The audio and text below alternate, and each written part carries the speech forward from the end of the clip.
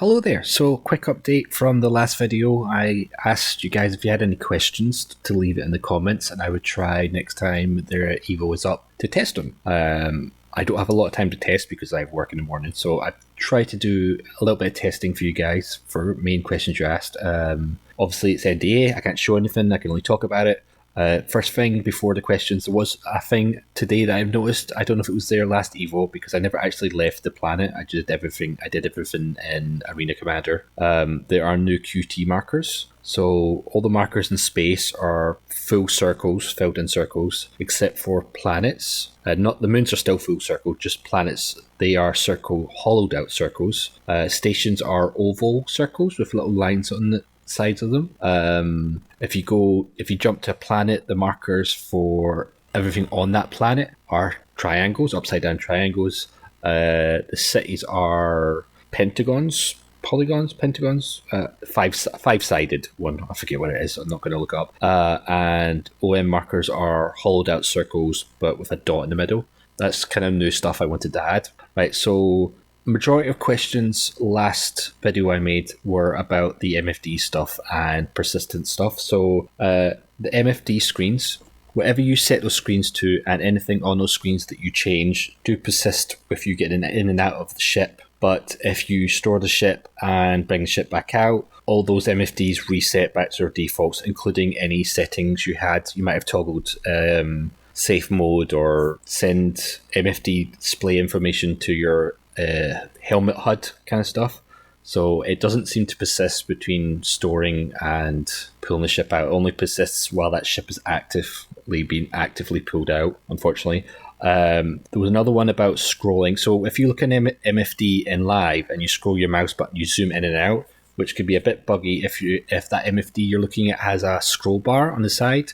It no longer does that when you scroll the mouse button. Once you look at that screen, it's pretty clear, so you don't really have to zoom into it. So it no longer zooms when you use the mouse wheel. If there are scroll bars along the horizontal and the vertical, it will scroll up and down when you use the mouse wheel.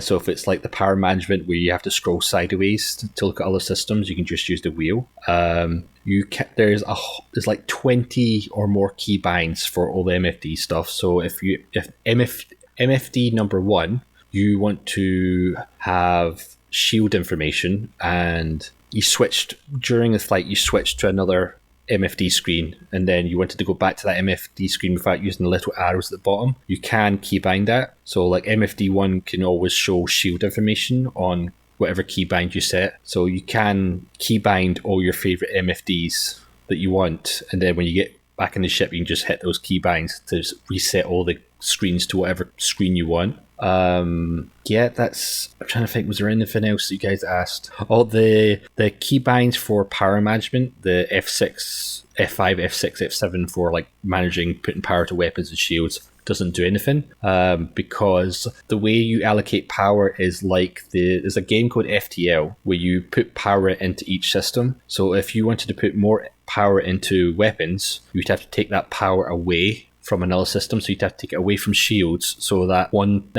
available power is now in the available pool of power, and then you can add it to weapons. It doesn't automatically, if I put more power to weapons, pull it from another system. So you have to make that power available before you add it to somewhere else.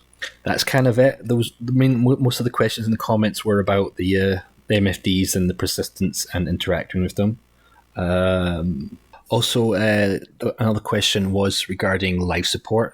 I turned off life support. I took power points away from life support, so it was completely off. Opened the back door, did nothing, didn't change temperature, heat, and so life support isn't in yet. I don't think we will get that to actual proper engineering. I think that's kind of a placeholder, that the life support system's there, it's just not tied in to the game yet.